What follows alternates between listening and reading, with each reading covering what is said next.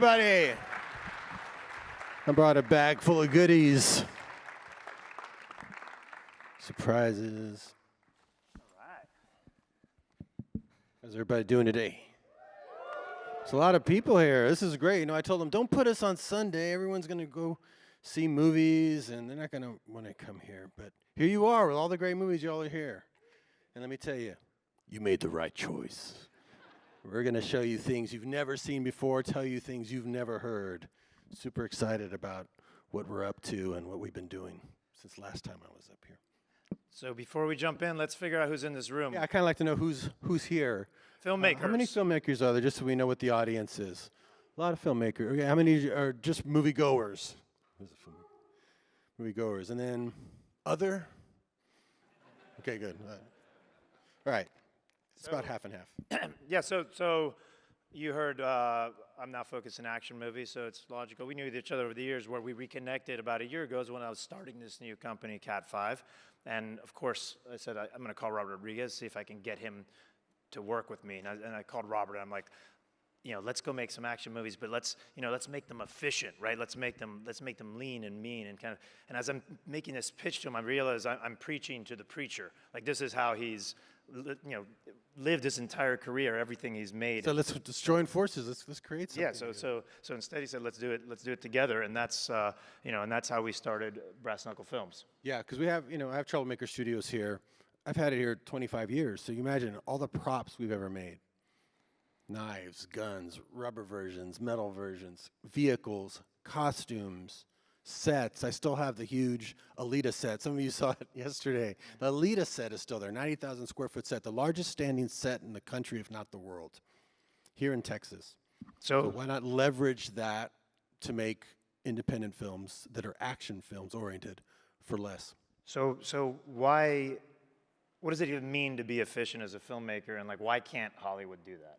Well, they got, for one, so much overhead. I've saved them so much money over the years. Like, when I made a movie for Netflix, I said, I want to be a hero. I don't want $80 million. Give me $50 million. I want you to make 3 of these. And I remember showing them the budget, and the head of physical production was like, his numbers are all wrong. This is too low. This is too low. I go, no, this is right. You're all way over budget. And they were shocked. But then what happens with the savings? Anytime I've saved a studio money by doing things efficiently, they can't even wrap their head around it to know what to even do. It just gets pissed away in all their overhead and all their other waste. So I said, let's not do that anymore. So that's where we started coming up with this. Yeah, and one of the most inefficient parts of the Hollywood filmmaking process is development.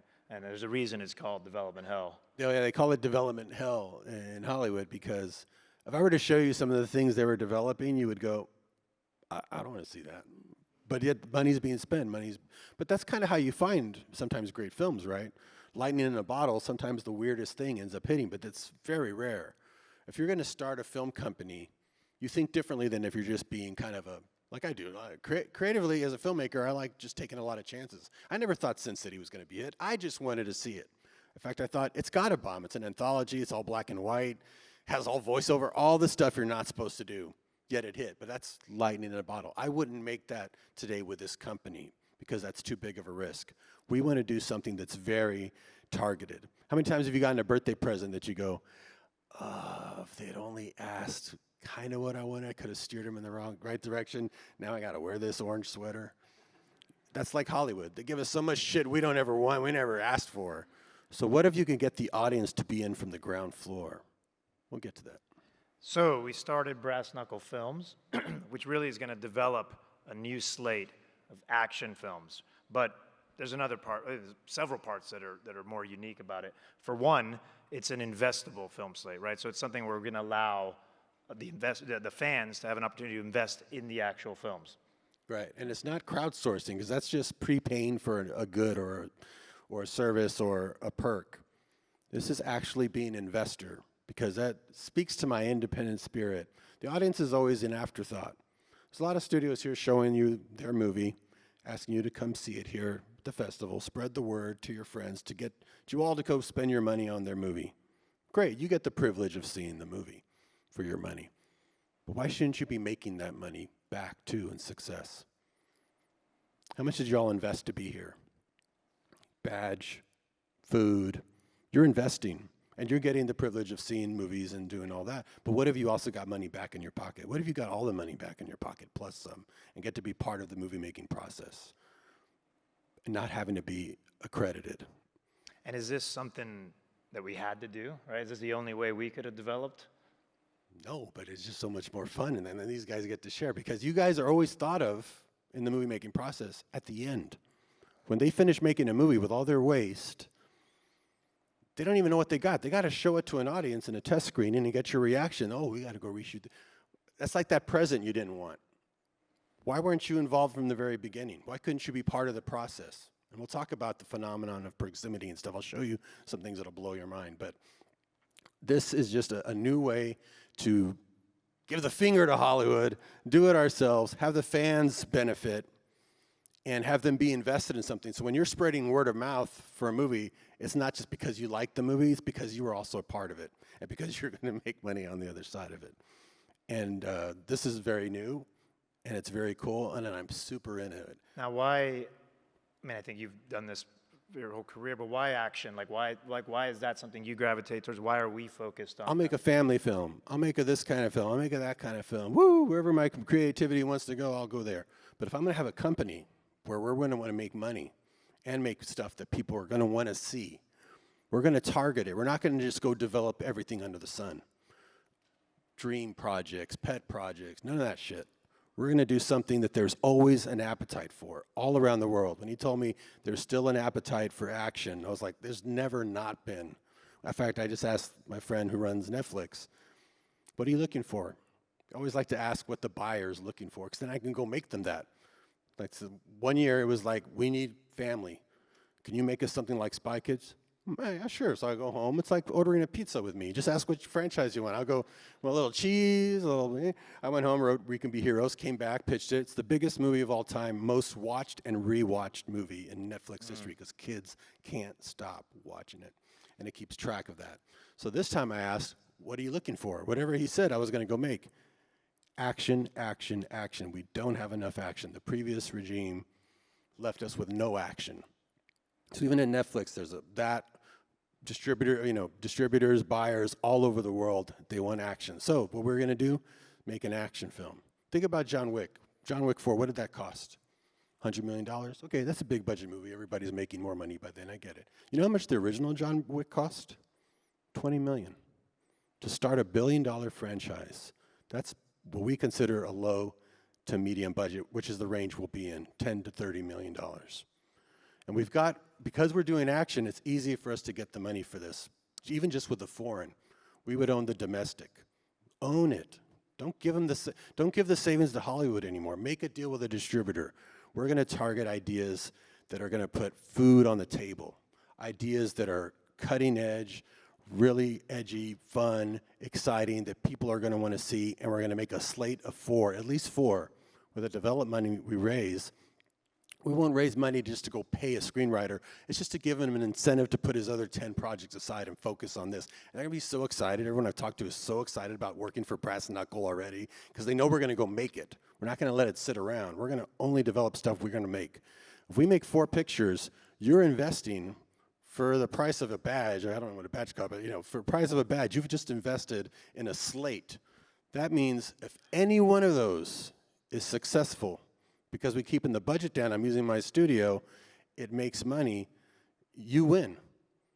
Now, if all 4, then you're really winning. And if we do make any sequels, you're a part of that because you're a part of the original development process. Do we need to do that? No. And Are we going to do it?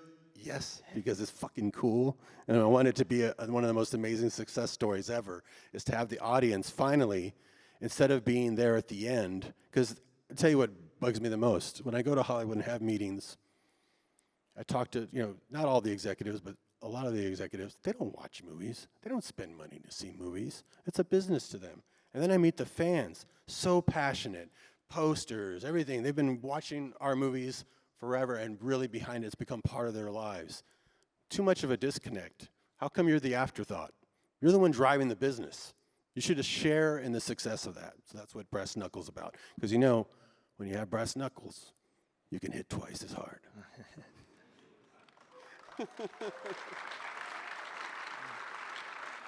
So, you kind of danced around it, and you talked about the foreign part of action. But I just wanted to add, part of why they work so well internationally is, they translate everywhere. Everybody can understand them.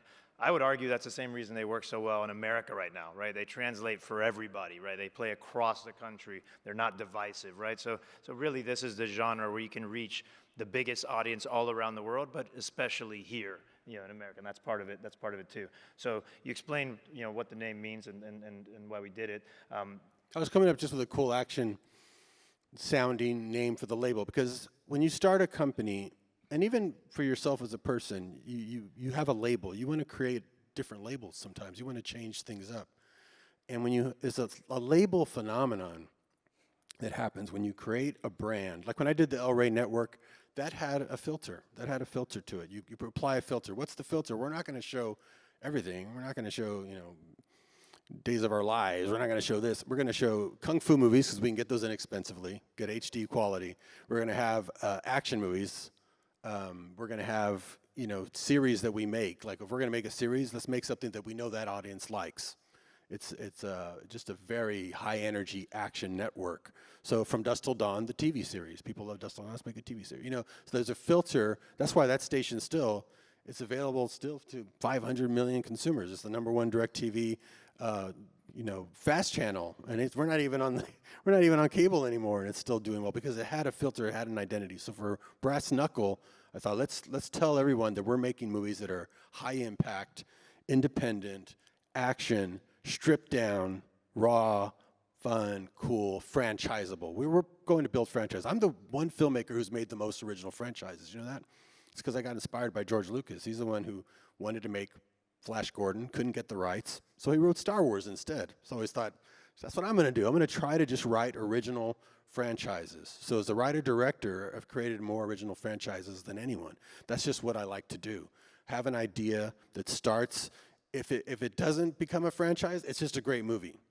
And then if it does, we're making pancakes, and you make money on every one of those. How cool is that? So I think we've gotten this far, and we somehow haven't said our little slogan, right? Like, what's this opportunity? This is an opportunity for fans to get a piece of the action. Fans to finally get a piece of the action. That would happen normally, but it just didn't come out. But you gotta say it in the right voice. Now, for the first time, Brass Knuckle Films, with fans get a piece of the action. So how's it going to work, right? I'm sure a lot of you are wondering that. We're not going to get into the details of how the fundraising or the investment process is going to work. That's on brassknucklefilms.com. Would love everybody to go check it out and make your decisions about whether it's... There's different ways you can invest, right? So the lowest, let's say, we can't say exactly how much it is, but it's cheap. It's cheaper than anything you've spent today or between yesterday and tomorrow, yesterday, for sure today. When you put that money in, you're already in. Any more, there's even more perks and stuff, but you're still an investor. This isn't for the perks. This isn't crowdsourcing. This isn't Kickstarter. This is you being I want you to actually have a piece of the movie. So piece of cool, the action. Piece of the action. So what you get to do, anyone who puts money in, even at the lowest level, gets to pitch us their action movie idea. And one of the 10, 20, I think 20 finalists will get to pitch it to me directly. And we are going to make one of the movies in the 4 slate from an idea from the investor. So that's your chance to have not just be a fan, investor, but a co-creator. So many people have come up to me already and said, I've got an action script. Well, become an investor, and you've got a really good chance because the pitches I've sold easiest were the ones I had already written a script for or had a lot of a script written, because then my pitch was very concise, very clear, because I had already written the story. I knew the story really, really well. So those are easier to sell. So come be a part of it and come bring your ideas. So we call that the best idea wins contest. Best idea wins. Right? And it stemmed from the fact that when we really what happens is that people all the time come up and say, I've got a script for you, I've got a story for you. And sometimes they'll even want to give it to me. Here, do what you want with this. They didn't even want it. you know, they didn't want to take credit for it. They just want to give it to me. It's like, no, I want you to have credit. I want you to be part of the process. And now we have an avenue because it's going to be required that we make one of them with an audience, with a fan's idea. Well, what I was going to say is when we reconnected and I started trying to get you to check out projects, you know, this stemmed from the fact that he would say, well, what's the idea? Right, let's start there, right? Because if the idea is not interesting, especially for somebody like him, then the script doesn't matter. Yeah, it doesn't matter. Yeah, it's right. like if this idea isn't going to hook me to even want to hear more. So this is also about democratizing this process, right? Because it doesn't mean you have to be able to execute a script. It just means you have to come up with an idea in order to win this contest. Yeah, you have an idea you know is compelling, that came to you in a dream or from wherever. You pitch that. And if we see the potential in that, we'll hire a writer, we'll bring people in, but you came up with it. You know, you sent us, there's so many ideas. Again, you provided a filter from an audience member themselves, not one of the zombies in the suits, from actually the audience that's going to go see and pay this and watch this stuff. You live and breathe this. So fans are very smart. They know what they like and what they don't like, and a lot of them have great ideas. To be clear, the zombies in the suits were Hollywood. You kind of pointed that way, but you really meant Where are you from? Yeah, you used to be. Used to be. You Well, actually, broke out. that's actually a perfect segue. You were actually. That's a perfect segue because I left LA. I live in Miami now. But Brass Knuckle Films, right? Because we're developing these with the intention of shooting them all here, right? We have this efficiency like thesis, right? Like this is what we're going. The place we can do that most efficiently is here at Troublemaker Studios, where Robert can have input on everything, where he's already got things that are kind of built in, and where this can be part of what we feel is really a movement right now that has momentum to bring more filmmaking to Texas, right? And there's a lot going on there. But for starters, that might feel kind of new, but it's not new to you. You never left here, right? Yeah, I just stayed here and I was doing, you know, George Lucas told me that early on where I was showing him Sin City stuff. He was like, that's going to show people what digital can do. He said, good thing you live in Austin. That's why I'm in Marin County. Because if you live outside of the box of Hollywood, you think outside of the box. Automatically, you're going to come up with companies, ideas, innovations, technical advancements before anyone because they're so steeped in traditionalism, doing it the old way. And he was right. We ended up being the first to shoot digital cameras, first to do all green screen movies, the first digital 3D movie we did here in Austin. Not in Hollywood, here, because we're very forward-thinking. And now it's a company like Brass Knuckle. You think anyone would come up with this over there? Are you kidding? They're trying to get every penny out of their pocket and put it into there so it can just fucking disappear in the waste that they have. So no, this is like, and we're going to show you an example of how we save money on making an action movie. You're not going to believe what you're going to see. It's one of my favorite demos to show people. All right, before I show that, I want to tell them one of the other things besides people saying, hey, I got a story for you. People come up to me all the time and say, can you kill me in one of your movies? Can you just shoot me, run me over, chop my head off, have a machete, kill me? I don't know why everyone wants to die. No one has ever asked, can I just come, you know, be the hero or just be in the background? Everyone wants to die.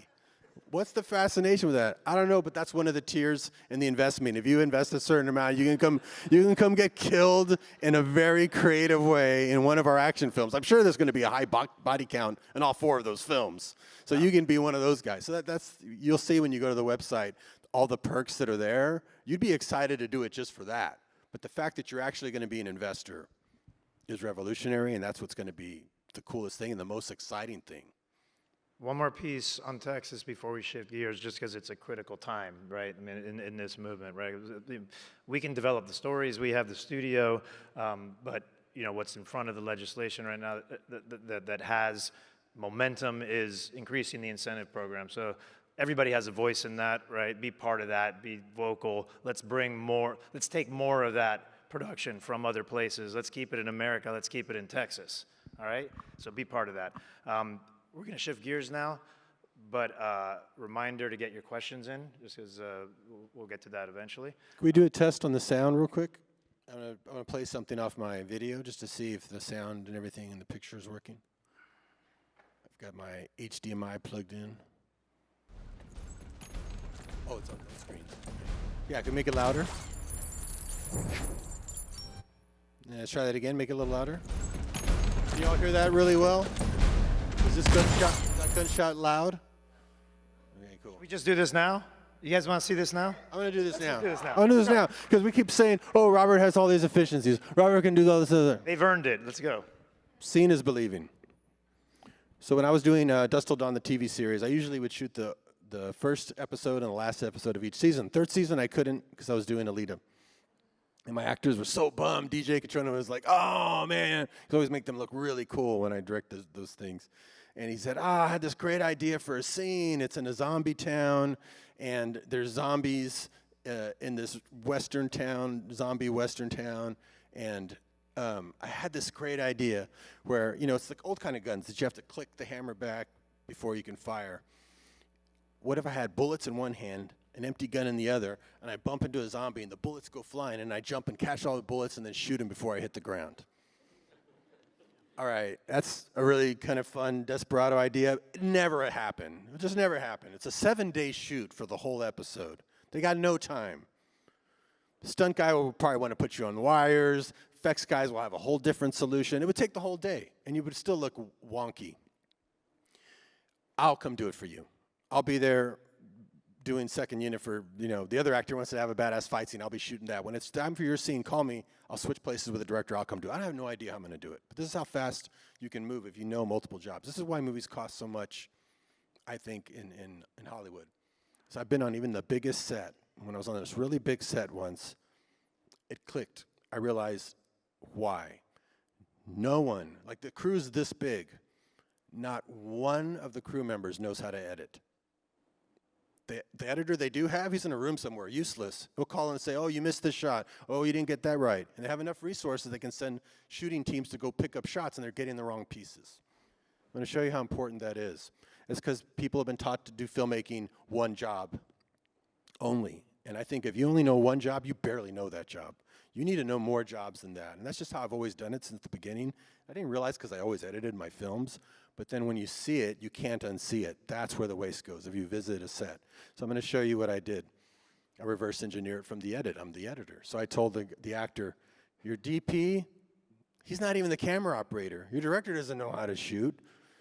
So the editor's going to be cutting somewhere. The sound guys are just going to put a bunch of sound on. The music guys will just flood it with music. Effects guys, they're in another country. I'll do it. One person needs to do all that because there's not going to be time. You're going to see the sun doesn't move. Look where the sun is. It's dropping fast. So I said, okay, stunt guy, bring the pad out. Let me see you jump and try to just turn around as if you're firing, like you caught some bullets, you can turn. Let me see how much of that jump we can even get in one. Stunt guy jumps, hits the pad like right away. All right, that's not gonna work. Get out of here. DJ, you're gonna have to do it yourself. You're gonna do 3 jumps, but I'm gonna cut it to look like 1 jump. So just no time. What cameras do we have? A camera, long lens, I'll take that camera. What's the B camera? A Steadicam? No time to convert it. Just get a B shot sideways. DJ, just follow me along. If you're on the set, this is what it would look like. You're not going to believe what you're about to see. Where are you getting the bullets from? That body. Where are you coming out of? This building. I literally get there and I come up with this as I'm there. When you're forced to do something and you're not ready, the solutions come very quickly because there's very little options. So that it almost helps. I call it the power of limitations. So just run towards that bullets, grab it, and then turn as if you're going to shoot, and then let the bullets get as if they got shot out of your hand. Okay, that's part 1.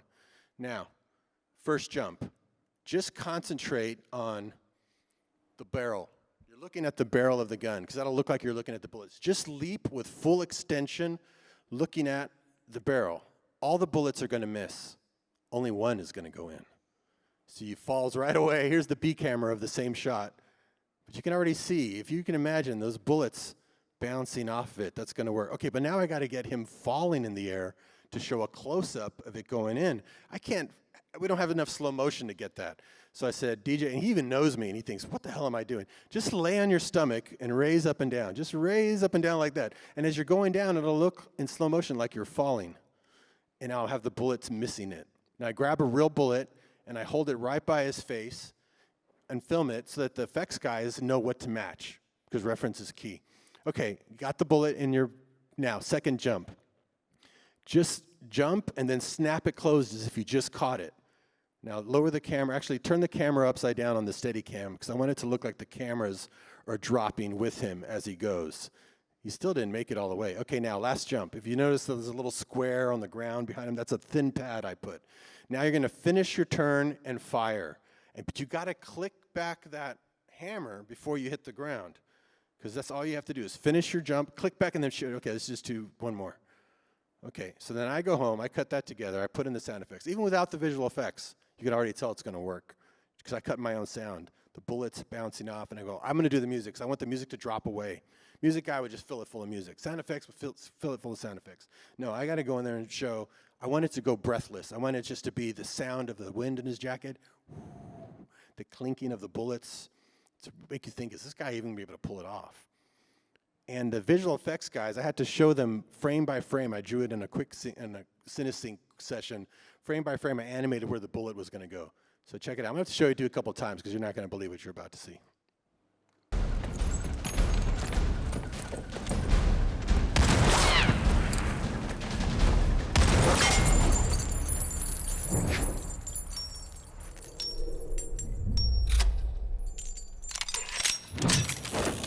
Changes direction.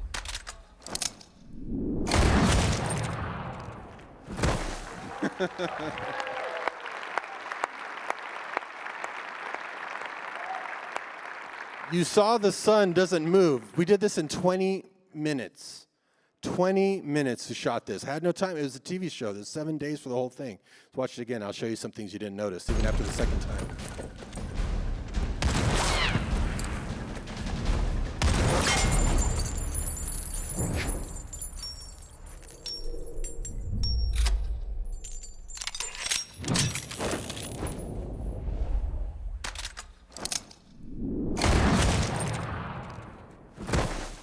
Now remember I said he has to click the gun back? If you watch it without sound, you don't really even see him click it. Watch this. Watch for the click. You don't see it. It's already happened. It's kind of out of frame too. But because I know sound, if you hear it, you see it. So there's a really loud sound close-up of him going. Now watch this thing you didn't notice. I'll show you that again, but that part. But watch this. He actually hits the ground in this first shot. Move this out of the way so you can see. 1, 2, 3, 4, 5, 6, 7, 8 for 8 frames. I bet you didn't notice that. Why? Because I didn't play the sound there. I played on the next one. So watch again. You're gonna swear you saw him click that gun in close up because it's so loud.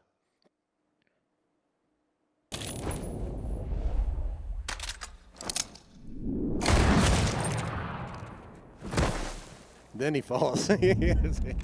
So when you know all that stuff, because you do all those jobs, that's just how I've trained my whole crew over the past 30 years. Everybody loves to work that way, and that's how we have efficiencies by having my own studio, by having our own way of working. This is not how you do it in Hollywood. Everyone I've shown that in Hollywood just blows their mind. They can't even wrap their head around it.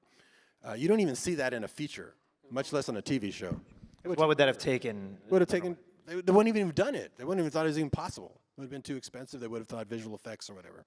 So this to prove the advantage we can just now have for ourselves instead of what I've been doing like a bonehead, trying to save them money and it just gets pissed away. Let's do it ourselves, keep the cost down, own it, profit from it, give them all the finger, brass knuckles. You want to do the proximity thing? Go ahead and whatever your next thing is, then we'll get to proximity, because that one's cool too. Okay. Well, next was just going to be to jump into another story from many of your films, right? I think there's no shortage of those. No shortage of films. So development hell. What is development hell? So if you're really actually investing, and we're going to come up with these ideas, how do we actually make it into a movie? Development is always like a sticky thing, right? I'm going to tell you the fastest a movie was ever developed. Fastest a Hollywood film was ever developed. Not really a Hollywood film, but it's big enough that you would think it's a Hollywood film. And when in production was Sin City. Nobody can beat that one. Imagine, okay, it's 2000. Imagine this is 2004, right? We're in March of 2004. A few months ago, well, last summer, 2003, Spy Kids 3D was in the theaters, #1 movie. A few months later, Once Upon a Time, Mexico. I had 2 trilogies finish in the same within months of each other. #1 movies. So I had to find my next movie. And I remember looking at my Sin City books again in October, just this past October, I just saw it, and I went, I know how to do this. I just shot Spy Kids 3D on green screen. If I did this green screen, I can make it look just like this book. Oh my God, I'm so excited. Shot a test there in my studio. It was just cool. Me and my sister and some other people in front of a green screen. I made the black and white thing as a test to show Frank. I got his number. In November, just a few months ago, in November, I flew to New York, showed him the test like I just showed you. He was blown away. He thought it was his image, but it started moving, and he was like, wow, he got all excited. But then he started thinking about the process. He used to write for Hollywood. He wrote a couple scripts, RoboCop 2 and something else. He'd been through that hell. He went from being super excited, seeing my thing, to then going, oh no, but then we have to write a script, and the studio's gonna have notes, and it's going forever. He was like, already, fuck it. I was like, no, that's not how it works. I got my own studio. These guys are gonna just give me the money because they want me to make their next movie. They're not gonna care what it is because I've just been making them hits. And I'll write the script myself next month in December, I'll write the script. I'm just gonna take your book and I'm gonna adapt it. And then in January, we're gonna shoot the opening scene with some actor friends, Josh Hartnett, who was in The Faculty, Marley Shelton. For a 10-hour day, you come down, I'm gonna fly you down. Don't give me the rights yet. I know you're precious about the rights. I'm gonna do this, let me take the risk. This is Texas, baby. Come on down. He went down, he saw the setup, we filmed in 10 hours, and he was already like, I want to do this. No, let's do what I said. I said, we're going to shoot the opening, I'll do the visual effects, I'll do the music, I'll do the sound effects, we'll do fake credits with our dream cast, and then we'll watch it together, and if you like it, we'll make it. If you don't, short film you can keep to show your friends. We finished it in January. I took it to show it to Bruce Willis. He saw the book, he saw the opening with Josh Hartnett, and then he saw the fake credits, which had his name in the credit. I go, you have to do it. You're already in the credits. He's like, I'm in, man, I'm in. So February, we were already casting and building the few sets that we had. By March, we were shooting. That's how fast we're shooting that movie. No movie can beat that. That's how we move around here. That's our development. Development is, do you want to do this? Do you want to do this? Here's the script. Let's go. And somehow in the middle of that, I wrote the score for Kill Bill 2 because I was recording it in March, at the beginning of March, because my son was born March 3rd, and we were filming right after that. So the things you can do when you're not shackled by Hollywood is unbelievable. So that's the kind of freedom, that's the kind of thing we want to do. That's a story. The other thing is I want to tell you about, and I'm going to show you an example. It's what I call the proximity effect. If you're a filmmaker, you're going to want to invest even the minimal amount here. I'm going to tell you why. Something your parents used to tell you, be careful who your peers are.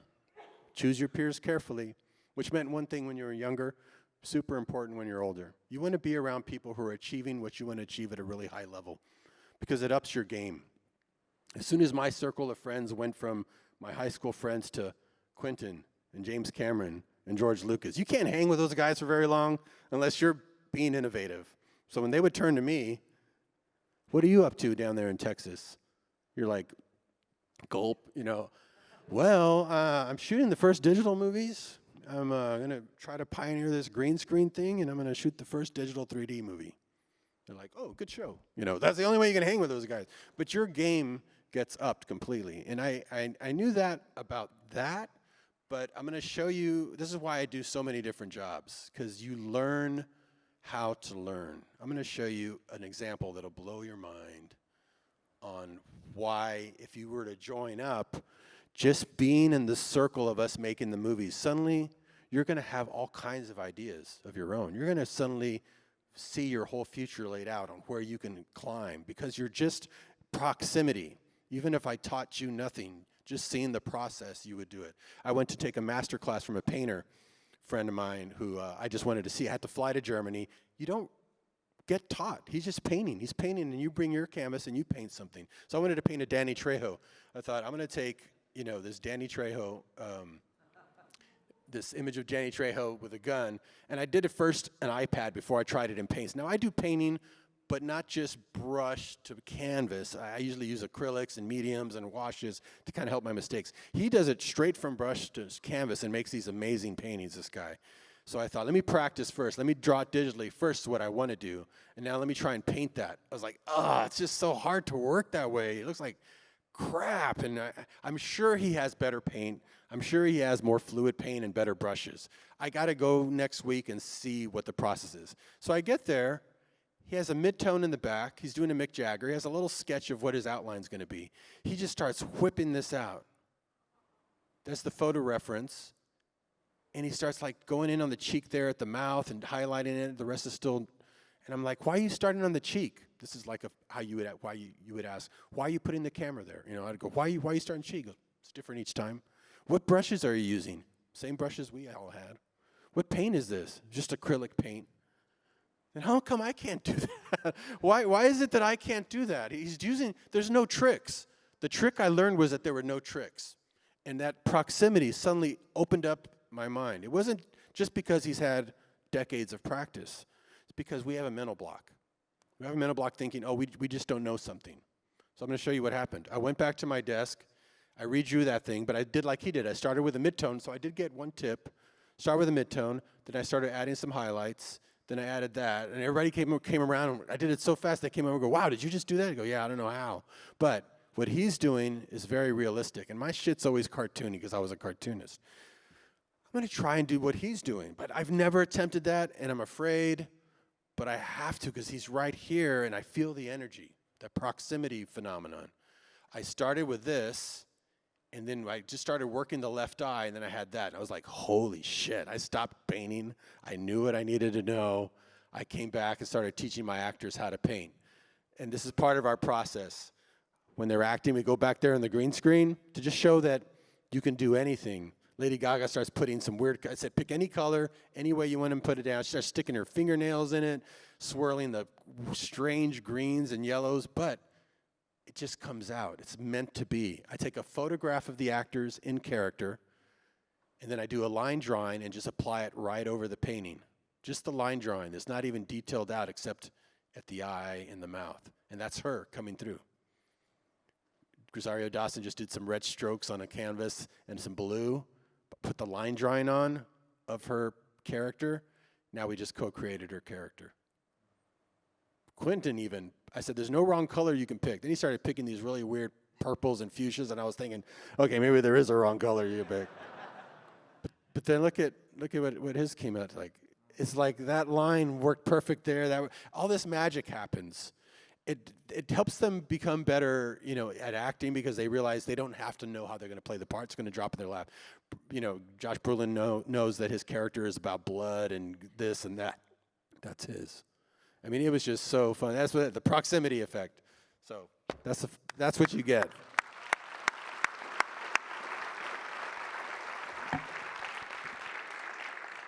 I think we could start running the questions, but yeah, when I while run we some do that, questions over here on the. But I also feel like I should get another chance at saying, get a piece of the action. Was that better? Piece of the action. That better? A little better? That's not as good as You got to get that voice down real low. piece of the maybe Best idea wins. Everyone brings me their ideas. Everybody wants to be killed. That's a perk. But we want every movie on the slate to be a knockout punch. And this is our goal next year. It's always good to make a goal. That's how you manifest stuff. Like you go, you just, I had a trainer that was like, 200 push-ups. You would just throw a number out, and then we would just go do it. You just throw out some really thing up in the sky, and now it's real. Now you actually have something to attain.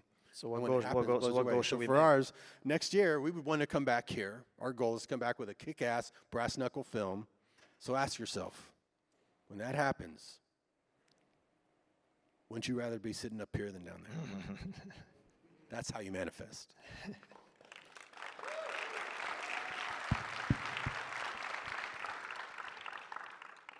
Here's some questions here. I'm looking at them real quick. Y'all ask some great questions. There's no bad questions. There's always sometimes not as interesting an answer. So that's why I look to see which ones I have a good answer for that, will put some food on the table.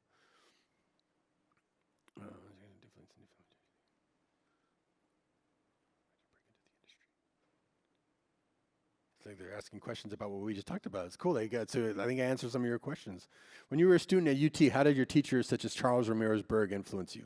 That was huge. Charles Ramirez-Berg started off his film appreciation class, go to the next page, by saying, I'm going to show you this scene from Raiders of the Lost Ark. You've all seen it, but I'm going to show it to you. He showed it to us, the opening scene. We're all laughing, having a good time.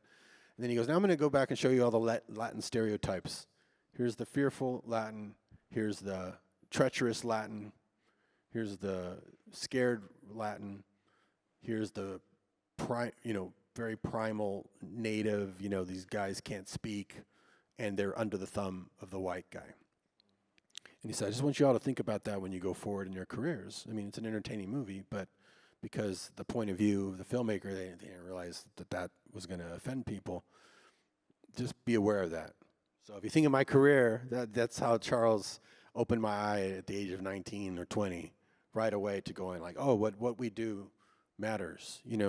You can make anything happen. You really have the power to make anything happen. So you want to make sure it's going to be something that is beneficial while you're at it, because you can make anything happen.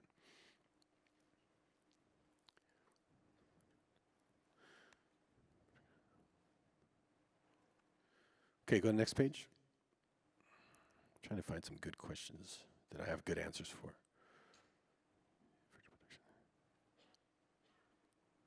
You can answer one while I read them. What's your favorite movie? Well, I think in your, go back. Oh yeah, no, that's good.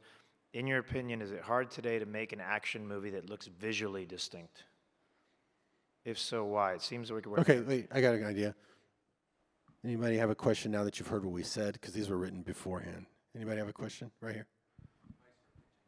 Advice for pitching? Oh, well, I'm going to tell them advice for pitching. Advice for pitching itself, or how to be able to pitch?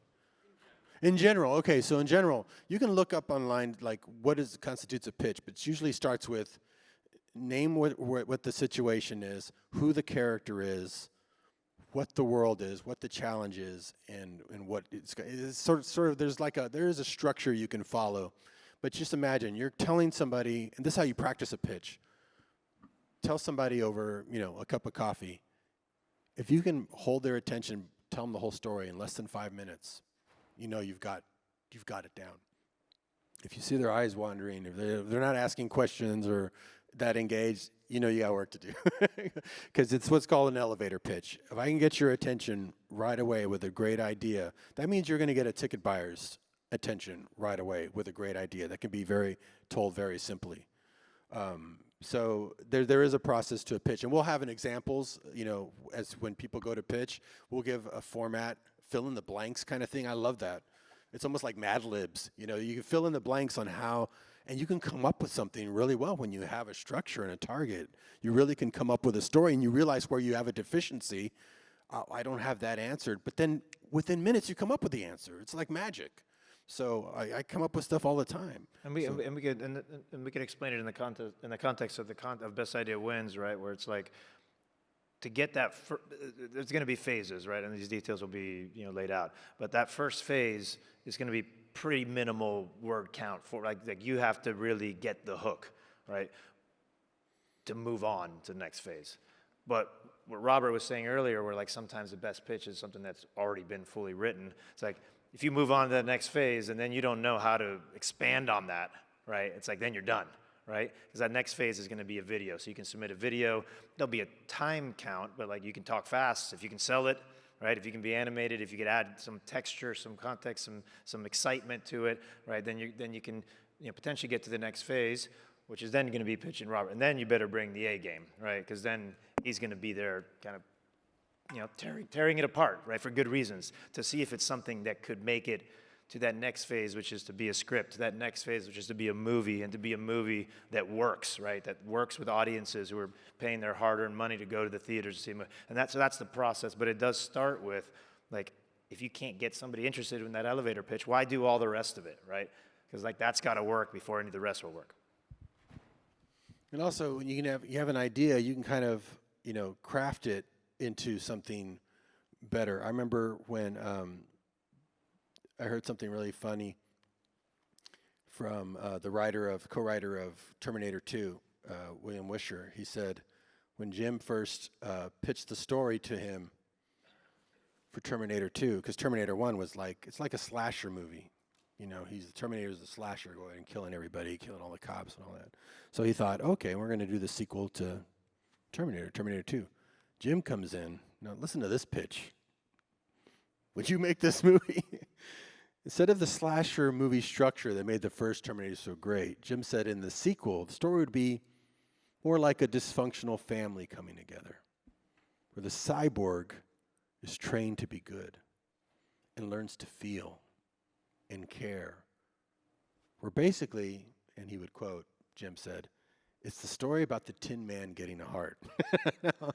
Now, you just go like, he was just like mortified. He's like, oh my God, I got to work on this. This sounds, when you hear it like that, it sounds terrible, right? But that's the genius of Jim. He knows how to take that and turn that into something that went against expectations. People were already starting to protest the Terminator 2. It's going to be him killing a bunch of people again. And it flipped. And he was genius in that way. And if you watch the movie, that pitch is the movie, but done to the nth degree. So I would still say you want your pitch to be better than that. Because if you want to pitch it to the action guys, we're going to want to know that there's action in it and all that. But it does need that element, right? It's going to need not just the action, but what's the heart of the movie? What's going to make people care? So when they go to see the movie, they're going for the action, but they walk away. If you think about the first Terminator, yeah, he's a killing machine, but think about the love story aspect of that. Whenever I've shown that movie to a gal, there's always one scene where they go, I love this movie. And it's when Reese tells her, I came across time for you, Sarah. You know, that's just like the seeds of Titanic, the seeds of Avatar, the seeds of, it's all, you know, Jim. So you got, when you think about that, he knows to go, even in his most brutal R-rated action film, to go for that thing that's going to hit people in the heart. Even a female audience in an action movie, that's the Terminator. We got 4 minutes. I'd like to take this one. What new system will be in place to determine what the brass knuckle audience wants? How do you narrow it down? Well, first, again, in the genre we're focusing on, the brass knuckle audience, the brass knuckle audience will be able to have input in what they want, but what we're looking for is what represents what everybody wants, or the widest possible audience wants. So I don't know that that's a new system. It's just staying connected to the audiences and to the consumers, as opposed to sitting in a room with people who aren't connected to that, coming up with ideas and then being shocked when the movie doesn't work, right? So staying connected is really, it shouldn't be the new system. It's just not how it's done in Hollywood right now. So I guess you could call that a new system. The other part of that is, I will say one of the things that is a goal is we need more action stars, right? I mean, we're not minting them, and everybody's kind of chasing the same guys to make a movie, and then you're needing, then that question of like, what are you doing different starts to feel like an important question, because you already saw this actor do this kind of movie, you know, last year or last quarter. So like, how do we address that? Well, we did, because we're going to be able to make them more efficiently. We might not need that big star to open that movie. Yeah, we can always make, I mean, I've given Salma Hayek her first movie, George Clooney his first movie, and he was a pediatrician on ER. I made him a killer in Dusk Till Dawn, because I said, if you do 180, everyone will hire you because they know you can do the whole gamut. I saw a funny question. Go back a couple. Wait, one more thing on that, though. But this is better. I don't think people remember this, but Keanu Reeves was ice cold when John Wick came out, right? So Keanu Reeves wasn't that big action star. Yeah. I can remember what was right behind it. But he was enough of a star that people went to see it. Yeah, exactly. People went to see the movie, and he was then kind of fresh again because they hadn't seen him in something interesting in a while. So somebody said, hey, Robert, Robert, you're very confident. Do you have any human doubts? What do you think? No. Don't go there. You manifest. You have stress. You say you have stress, you have stress. If you're worried about the future, that's your lot in life. I've had so many people who have said, wow, I hear you talk, and I've got a project. In fact, all the pieces are pretty much there. This one guy told me this once. Again, this whole spiel about how to make shit happen. All the pieces are pretty much there. I guess I'm just not ready yet, though. And I was like, it's going to be on your tombstone. Here lies so-and-so. He was never ready. That's the worst thing you can do to yourself, is wait to be ready. Now, are you ready for life? You walk outside, your tire's flat. You go to the office, you got fired that day. There's fires raging in LA. Were you ready for that? No. Life is you this every day. You don't know what's coming at you. But for some reason, people think art has to be different. Art has to be perfect. You have to be ready. The trick is, was I ready to do that scene of him flipping in with the bullets? No, I didn't even know how I was going to even attempt it. Because I said, I'm going to have to wait to see what the options are. I'll get there and I'll figure it out. And when you get there, you go, okay, well, I can do this, I can do that, I can do that. You find that you're ready when you're almost done with your project, not before. Because a lot of the answers will not come to you when you're at a desk. They'll come to you when you're on the job, just like life. So are you, right? Do you want to close with the Rebel Without a Crew one? Since like our conversation, we're going to close with Rebel Without a Crew. So what The last one. Rebel Without a Crew validated my dreams, made me feel like I could become a filmmaker. And I've had people read that book and come up to me and say, yeah, I became a filmmaker. A lot of successful people became filmmakers from that because it opened their eye that they didn't need a lot of money. They didn't need anything. They could just go themselves bootstrap and make it happen. And I had a lot of people come and say it helped them start a business, help them start their own business. It goes beyond filmmaking. And if I encourage you to check out, whoever has read Rebel Without a Crew, let me just get a show of hands. Okay, not that many people, because it's old. It's 30 years old. I had even forgotten about it. I just did an audiobook. You've got one. You bring it over here. I'm going to sign it. Bring it over here. I just did the audio recording last month. I was astonished. I hadn't read it since I wrote it. And as I was reading it, you hear me laughing most of the time. And I pause every once in a while to update it. And my engineer, same thing, she read it in college. She was like this. It just sounded impossible. Now, back in the day when I was younger, 6 months felt like 6 years. But now when you read it and you see how quickly I go from being a penniless filmmaker, clearly don't know what the hell I'm doing, making what I think are a bunch of mistakes. In fact, that's why I wrote this book. People asked, did you write that book because you knew that movie was going to be a hit? I said, no, I was writing it as a diary of my failure. I knew I was going to fuck up. I just wanted to write down everything I did wrong, so when I tried to do the sequel, I wouldn't repeat the mistake. But then the story just kept going, and it turned into a success novel. But that's not what the goal was. It was just track your mistakes, because you should never be fearful of making a mistake, because you learn from those. You know you're going to learn. You learn, and my biggest successes come from your biggest failures. And for true, like I did 4 rooms. You might say, that was a dumb idea, that bombed. I came up with the idea from Spy Kids on it. There's 5 of those now. And I realized you could do an anthology if you had 1 director and 3 stories instead of 4, and that was Sin City. If I hadn't done that movie, I wouldn't have done that. So always just don't fear going forward. Don't wait to be ready. And so this book will blow your mind. If you hear it, you're not going to believe how quickly I go from penniless filmmaker to the toast of the town. Everyone's flying me around. It's unbelievable. You know the guy who wrote Unforgiven and Blade Runner, David Peoples? I ran into him once, and that didn't even prompt me to read it again. So I just barely read it because I had to for the audiobook. He said, I don't know who you are, but the guy in that book, that's a great character. That guy who comes in the holiday, I don't know what the hell's going on. All this crazy shit happens to him so quickly. If you ever make a movie of that, I'll write the screenplay. All right. I think that's as good a place as any to start. Thanks for being a great crowd.